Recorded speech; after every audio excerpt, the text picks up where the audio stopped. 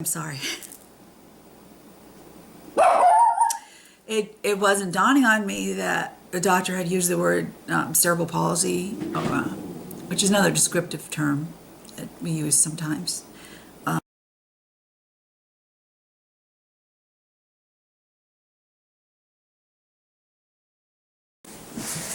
Okay, so good morning. It's 9:15. It is Wednesday morning, and I'm just getting ready to head out the door. Everyone is off and running to their respective places.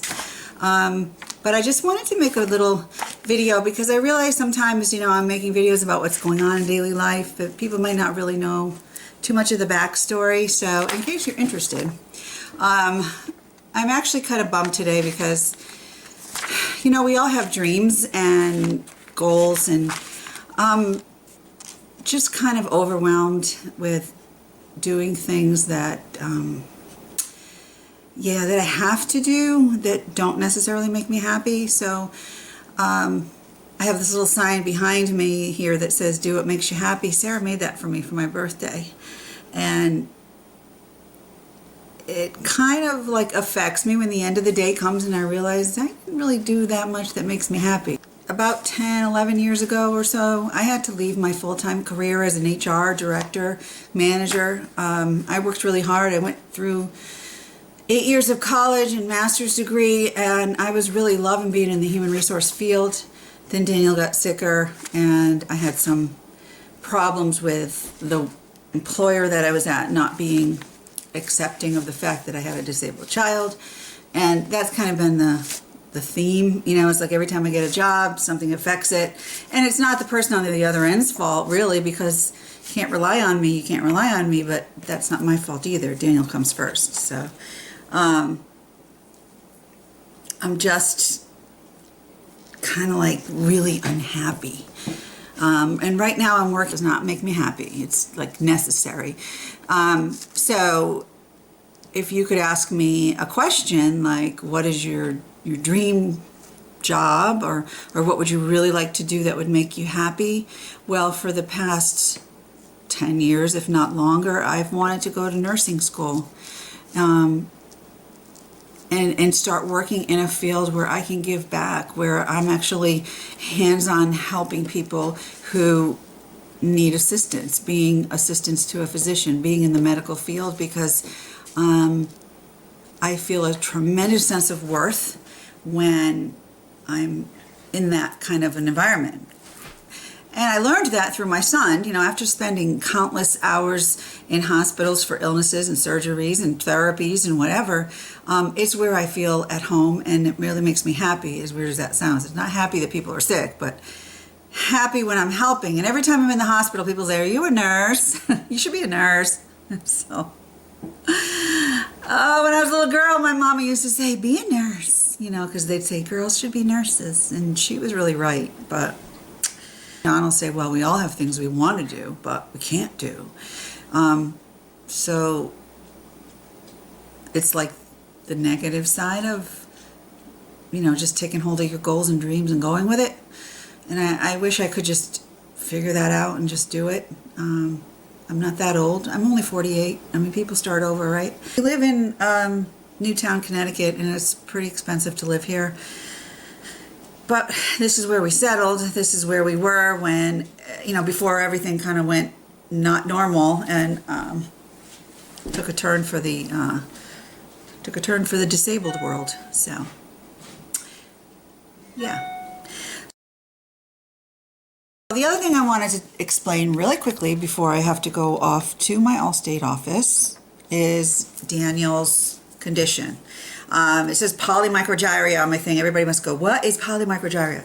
So very, very quickly, I'll give you a quick overview. Okay, when Daniel was a baby, inside my tummy, right at the beginning of his gestation, or like the formation of him, I apparently contracted a virus.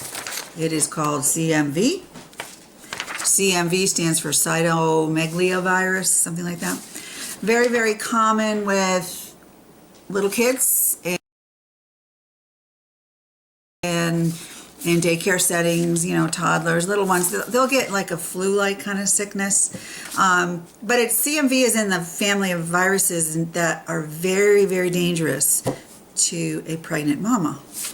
And unfortunately for me, the virus attacked me and attacked Daniel at about week 11 to 13 of him,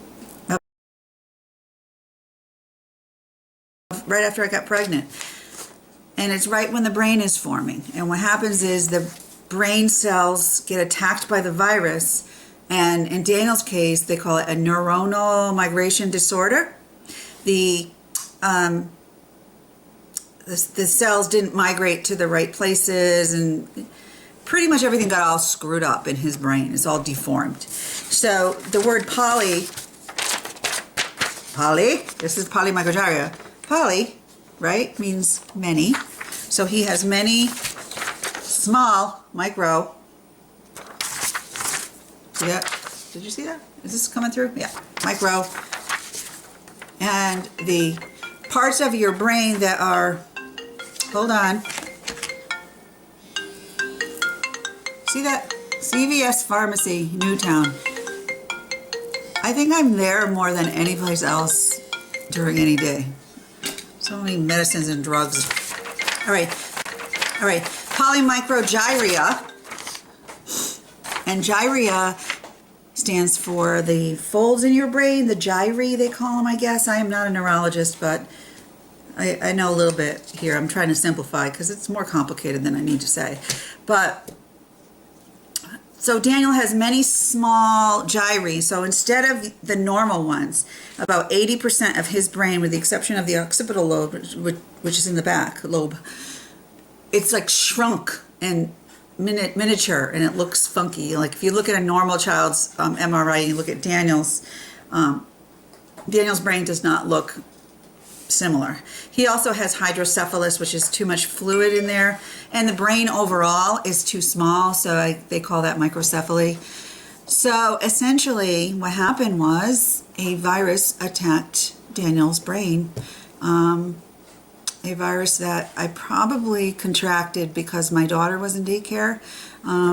That's what they pretty much say is in most daycare settings or school settings even have CMV, but people just aren't aware of it because they don't test for it. It's just like you get sick, you get a stomach ache, you know. I did not know I was sick. I did not know Daniel was disabled. I had a very normal delivery at 38 weeks. He was 8 pounds 10 ounces. Beautiful, healthy, happy. He was, you know, chubby and did all the things that a baby should do.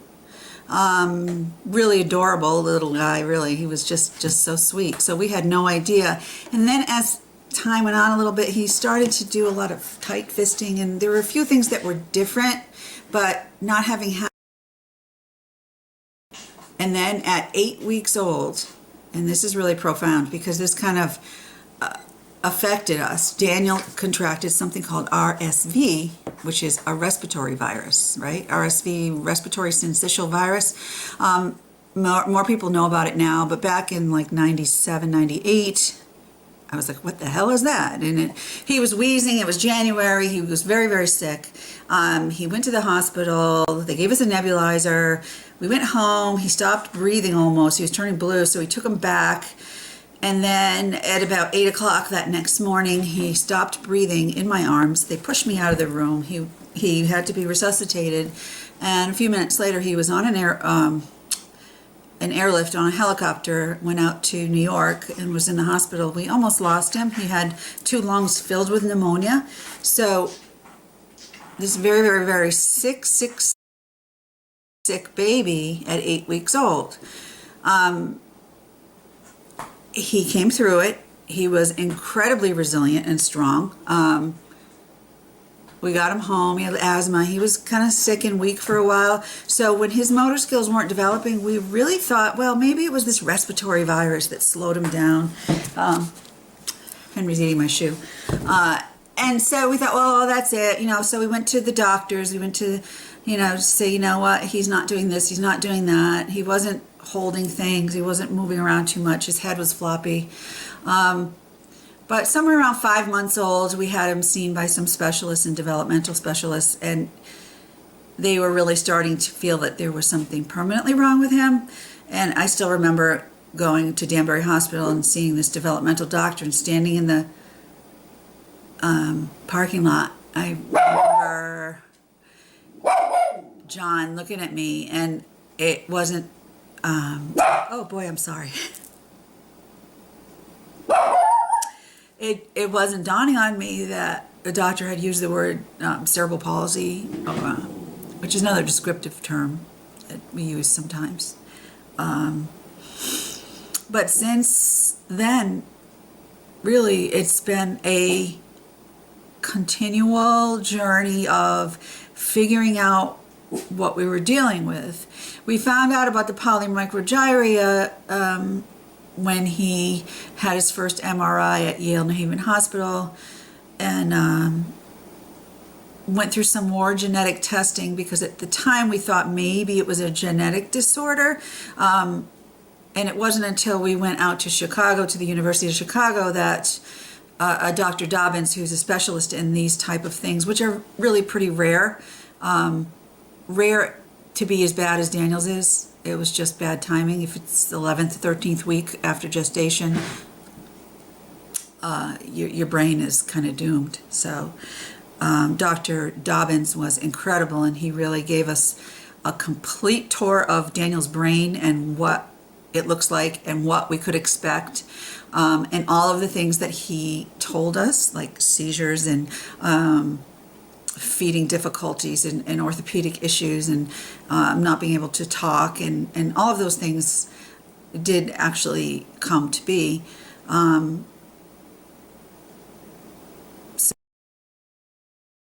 So that is kind of the background of Daniel.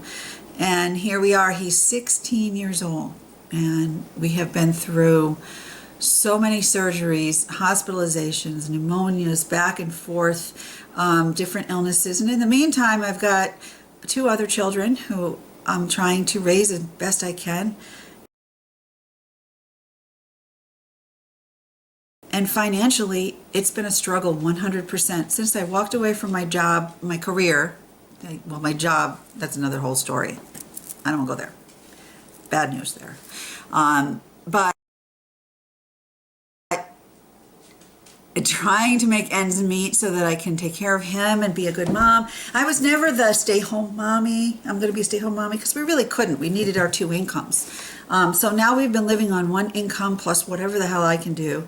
And it's very, very hard, because it just isn't enough.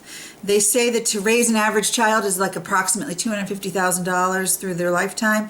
To raise a disabled child is approximately $2 point something million, because the cost and the tangible and intangible cost to the family is just exorbitant. But he's in our home. We're taking care of him here. I would never put him somewhere, but everything is so incredibly hard and expensive.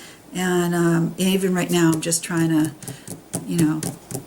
we're just trying to keep our house and have cars to drive and have food on the table and do the basic things of life.